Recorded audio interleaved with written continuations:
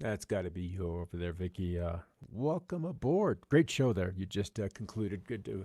Good topic, good discussion, and so forth. I need to probably turn this freaking phone off because more than likely there'll always be an interruption if the opportunity is granted. All right, we had a kind of request a couple of days ago to talk about something that we're dealing with in the rather small and remote community that I am located in, and that is whether to wear a mask or not wear a mask when you're in locations that are not necessarily heavily populated. You've already got, because of population density, you're already kind of self isolating or socially distancing, for that politically correct term.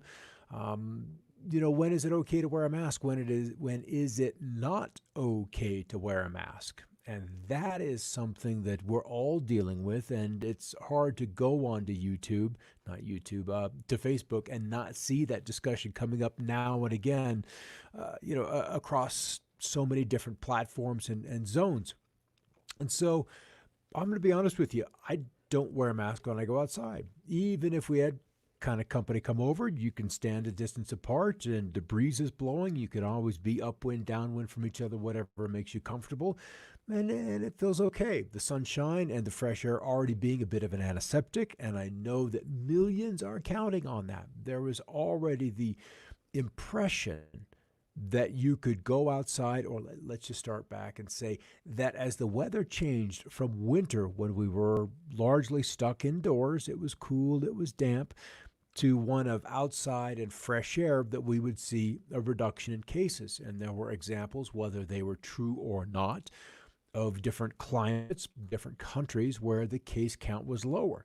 And because every county, every state, every nation does not report the same case count in the same methodology, I find it rather difficult to use that as a benchmark as to whether the virus is spreading. There are numerous stories, again, visiting social media, people's firsthand experiences, that one person could feel a little sketchy. They go get a test. They come back, and if that test is negative or not, and in this particular case it was negative, that they used contact tracing to come back, and the 20 some odd people that this person had been in close contact were all then labeled COVID positive without a test. So there's some padding of the numbers. There's some playing with it, because there's money to be involved. There's money for the hospitals. There's money for the positive diagnosis. So there's not, from top to bottom of this experience, an altruistic of dealing with and sharing with the people, the best information, the truest information. There's another agenda at play, and that's kind of scary. And Karen says, I'm very pleased that 90% of the Yorkers I'm seeing are all still wearing masks. That is nice. That is reassuring to kind of to go out. And then if that virus, if they're positive and they've gone out unknowingly, or knowingly gone out unknowing that they're positive, then if they're happy to be spreading it, then that is kind of a good thing. Vicky commenting that because I live rurally, I feel okay now wearing a not now I'm going to say that's not wearing a mask outside, but as soon as I'm in public, I wear a mask. Yeah, I'm kind of the same ilk. That just seems to be the best way to approach this beast. So let's pop into this little slideshow. You know me, I'm famous for the slideshows. To mask or not to mask. And this isn't a Shakespeare kind of event. I kind of wish it were. These kind of masks just simply didn't exist 6-7 months ago, unless you were overseas, and particularly in Asia, where that happened. And now masking is a whole other business. It's a new business that is kind of raging. And you can get the surgical masks. You can find the N95 masks, those one with a filter of a certain size that may or may not be able to block the virus. I've seen contradictory information with that. But nonetheless, a whole industry has popped up around this. And now that we're some 6 months into this event, we've got a sufficient masks. Now, whether you can afford one, that becomes another issue.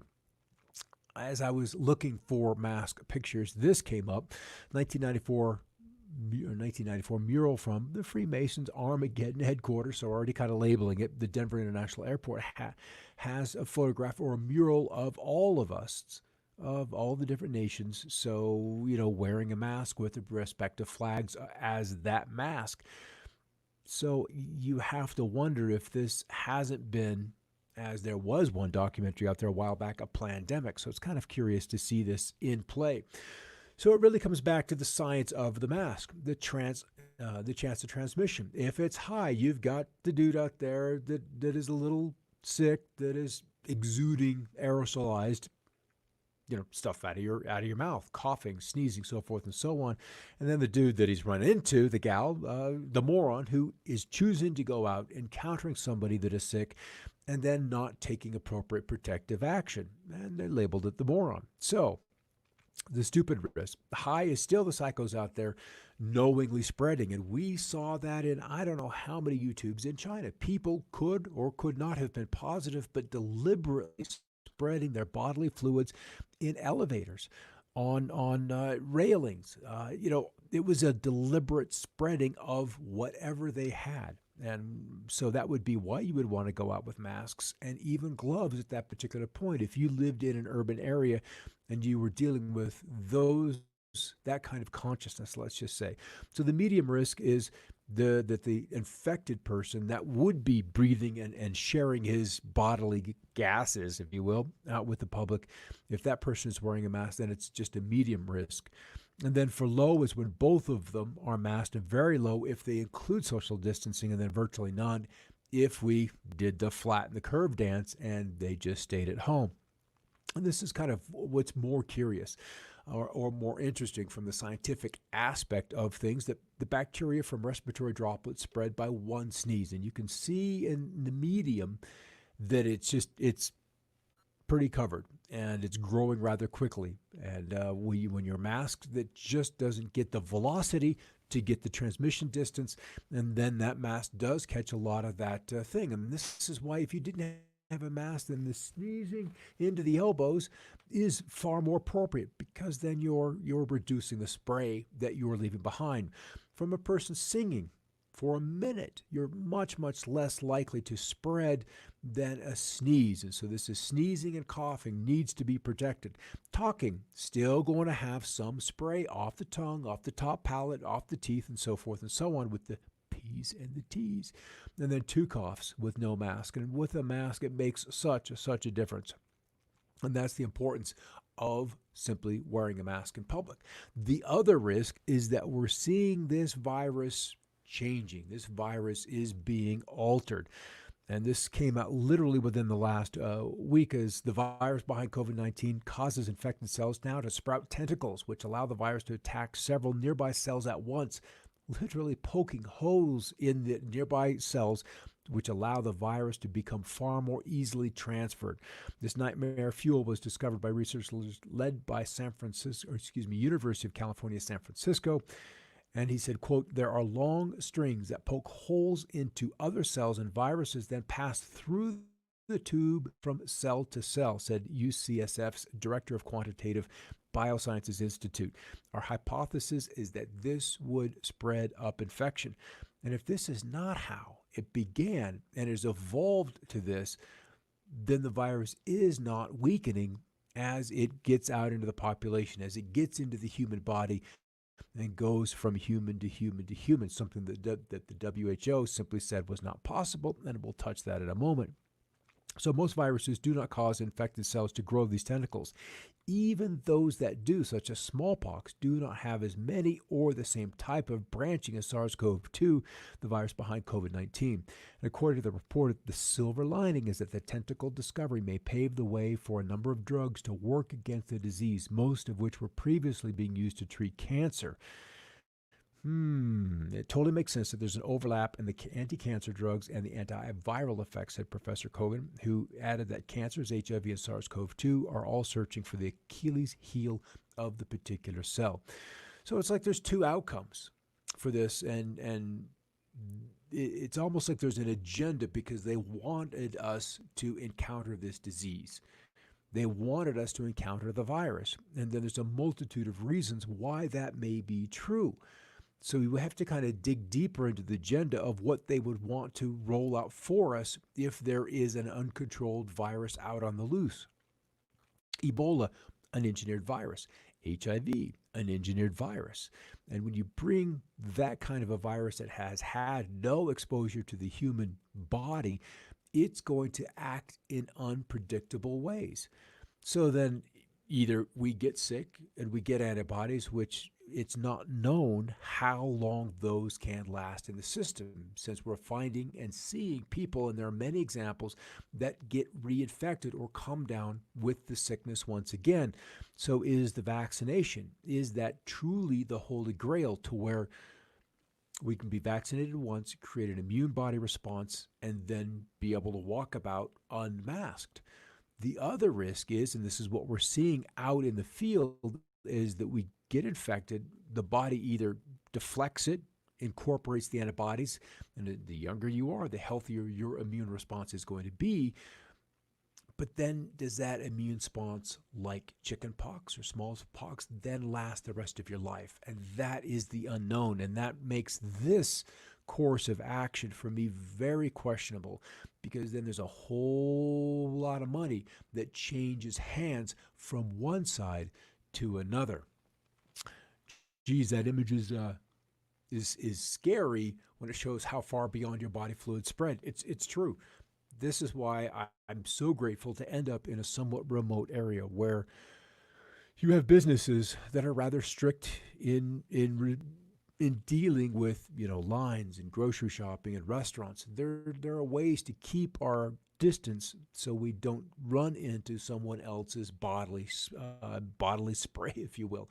The mutation is a scary concept, but all viruses mutate, especially RNA viruses, and this is kind of why we see a different flu vaccine every year. And something else that is curious, and I do not have a slide up for that, is how those soldiers, because we have a control group of patients, of subjects who did get flu vaccines after 2018 that had coronavirus in them, they're 38% more likely to have a larger effect from this virus. So it's kind of unfortunate, along with very interesting and quite frightening at the same time. True, and sad truth, Karen. And exactly, mutation tends to take it to another level, but we don't know which one. What direction will the mutation tend to run? And so, recently, we've, surprise, the European Commission, the EC, has a roadmap to vaccination ready months before COVID-19 pandemic broke out. The roadmap should lead to a Commission proposal for a common vaccine card and passport for EU citizens by the year 2020. This was last updated during the third quarter of 19, and the 10-page document was followed on September 12th by a global vaccination summit jointly hosted by the EC and the World Health Organization under the header 10 Actions Towards Vaccines for All. Everyone should be able to benefit from the power of vaccination. The summit manifesto lamented that despite the availability of safe and effective vaccines, lack of access, vaccine shortages, misinformation, complacency towards disease risks, diminishing public confidence in the value of vaccines, and disinvestments are harming vaccine rates worldwide. Now, there's a whole level of commentary that could be brought to the table about disease risk, and especially from diminished public confidence in the value of vaccines.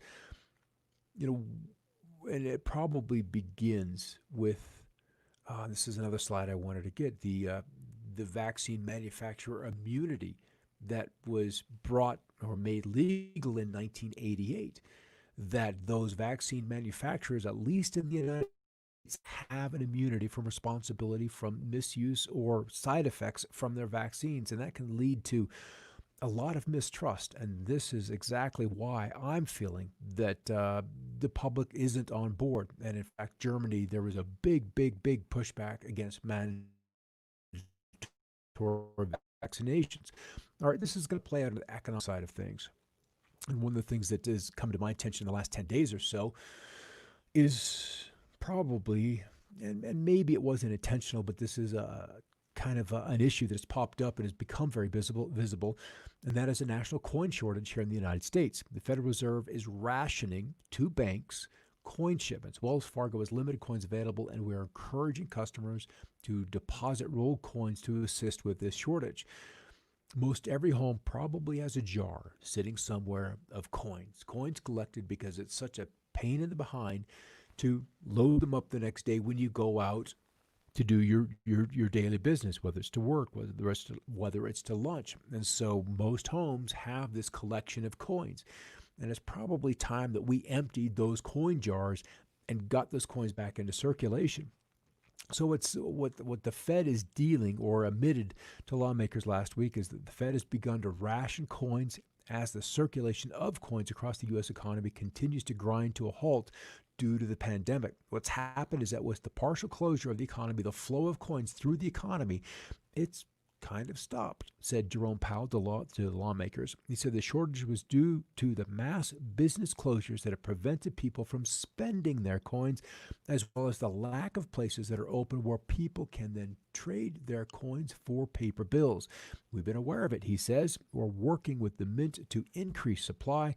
We're working with the reserve banks to get the supply to where it needs to be, adding that he expected this problem to remain temporary. America's Googling coin shortage started to erupt the back half of June and has since hit a record high. Mainly people in the Midwest states are searching for the term.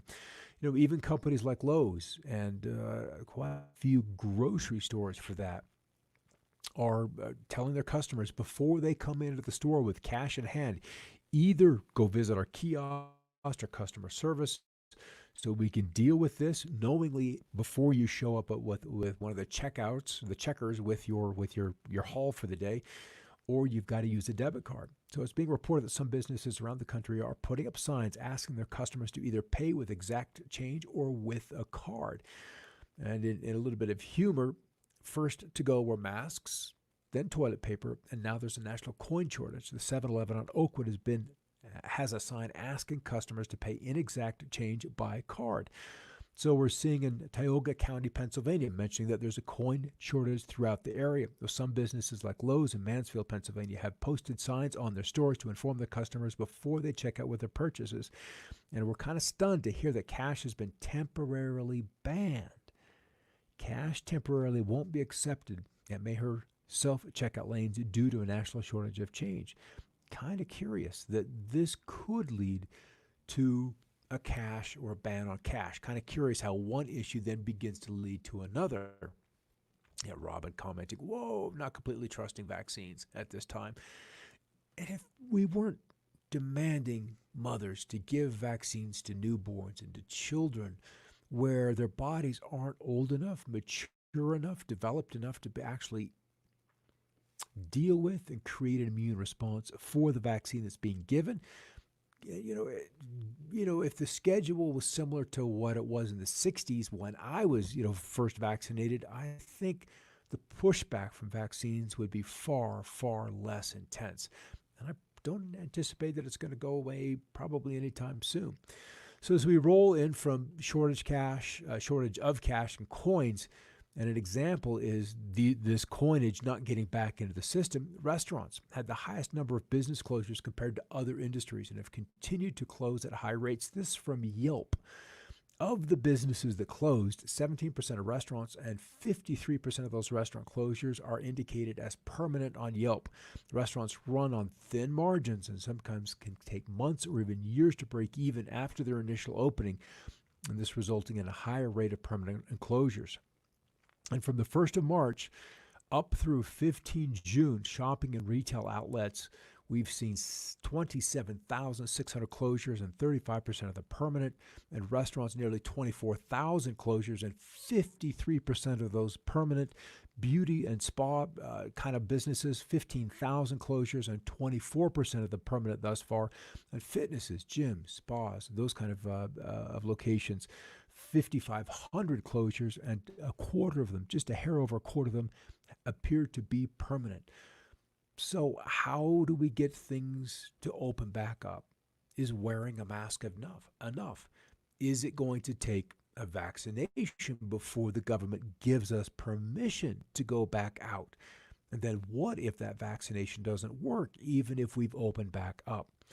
So this closure works across all industries, from outdoor activities that became very popular at the height of the pandemic as people were finding ways to stay active while continuing to social distance, such as mountain biking, now down from its peak of 40%, golfing down 34%, hiking down 28%, and they have dropped in activity and consumer interest since the 1st of May relative to other activities where people are beginning to feel more comfortable participating in indoor activities with increased consumer interest for escape games up 182%, go-karts up 147%, axe throwing, I didn't really realize that was a thing, up 113%, and those gyms up 81%. So we're beginning to see some of those indoor recreational businesses beginning to get some business back. But the real risk is that we deal with the second wave and how that second wave eventually plays out. So what we're seeing is Dr. Fauci's warnings of up to 100,000 new cases per day has clearly rattled the GOP. The GOP wanting to get business back up and running and some sense of normalcy returning to the economy. Because if they stayed shut for longer periods of times, then most businesses that didn't get bailouts would see only one future, and that of shutting down permanently. So the question is, can these businesses survive at 50% capacity? Can they negotiate lower rents? Can they negotiate lower interest costs and insurance costs? Can they negotiate lower taxes on 50% revenue? Can they run the business with that kind of a smaller staff, or are some of them only 4, 5, 6 person staff businesses, and that cutting that back by half just means the business can't run at all because you need these particular persons in these particular stations? So that's something that I kind of find kind of curious. Other nations doing better than others, but across the globe the push upwards is definitely building. The US, we flattened the wave for a little bit, the curve, and now it is building. Brazil, no, they came in and started rather late, and they're still accentuating or still building on that first wave. Russia had an incredible ramp up, and now they've trailed off. Iran had that huge surge in the beginning, and they're kind of building up to what will probably be a long haul of infections. The UK, a big surge, and now they've trailed up. Germany, an exceptional response to the virus, but now there are ought or are not, or there are zero every infected case, and how many persons does that one case then reinfect? And that number has been well below 1/2 for Germany. So that's been very, very good. And then China, their data, as far as I'm concerned, is literally just missing. They were huge in the beginning, and then they've gone dark ever since. Whatever's really happening over there, we may not know until some data somewhere, somehow gets leaked. And then we've got numerous states continuing to deal with the close-up, and some that open very, very strongly. Arizona now reclosing the bars, gyms, movie theaters, water parks, and the order the governor acknowledged that there has not been sufficient time for mask mandates and limiting groups to have a demonstrable effect on containing the spread, and as a result, the state must take further measures to contain the virus. And the governor remains pessimistic. And there's a lot of states that are in that exact same situation. Banks are flying blind. They don't know how to fund what's happening, as the unemployment office and the credit reporting agencies not really being honest with a person's current credit risk, and so banks are pulling back on everything. And then we've got kind of funky, crazy stories, with healthcare workers, with the testing, and that we're seeing infected tests. We saw that in the very beginning, coming in from China, these nations in Europe buying Chinese tests, and people ended up positive from the test, and they test the test kits, and the test kits are coming back positive. So what we're seeing in numerous locations, and this is why I think that there's really kind of a much, much larger agenda behind this, and that, well, one way or another, or there's a vaccination, an encounter with the disease, or something else at the end of it. But we're seeing zero cases, and then mandatory testing shows up, particularly in healthcare situations. And then we end up with unexpected positives, and then people end up truly positive from the test. And so this is happening in numerous locations. And we had a little bit of a whistleblower, president of Ghana, within the month, literally reading the agenda of what's happening, and a link to his video And his accent is thick. It's worth listening to twice. There's some really good nuggets in there to kind of what he sees happening. And the biggest risk that he's now laying out is the second wave. The loss of liberties then follows suit, and then food, food, food, food. And this is, for my eyes, one of the reasons why the economy, at regardless of the cost, needed to be open for a bit. And that was to kind of reestablish, re-engineer the food supply system, uh, and that especially so as we have, farmers work in the fields, and healthcare, and the migrant workers have got to be in place to really help out this system. So this is the new normal now. Every ad, commercial, news report now has the line "the new normal" in it. This is textbook social conditioning. Introduce an idea and keep repeating it until it is accepted as normal. And here we are again. This is the new normal. So do we have solutions? And if there are solutions out there, will we hear about them? Or is the new normal too important? So we've got a couple of doctors. This just one, Vladimir Zelenko. He's been in New York City. He uses a regimen of 200 milligrams of hydroxychloroquine twice a day, 500 milligrams of azithromycin once a day, and 220 milligrams of zinc sulfate once a day, and do it for 5 days. Now, the doctor from Monroe, New York, has used this on over 400 patients with symptoms and has had 100% success. So don't be confused by the conflicting stories about people eating fish tank cleaner. And we all heard that a little well back ago, and that was the mainstream media's push to keep this story at bay. So this tiny little pill may actually be the solution for this virus. And something else that's curious about the hydroxychloroquine is its effect on cancer. So, strange times these are these in which we live, when old and young are taught falsehoods in school. The person that dares tell them is called at once a lunatic and a fool. And here we are as we wind up another episode of Another Perspective. And the truth is always out there. It's a matter of, if you discovered the truth, if you understood the truth, if you could live with that information, it's how it would change your life that they don't necessarily want to have happen with us and for us. All right, everybody, thanks for stopping by the room, Vicky, Robin, Candy, and so forth. Love you guys, and we'll see you tonight on a look at Scott's weather, and then next Monday for another episode of Another Perspective. Take care, everybody. Keep looking up.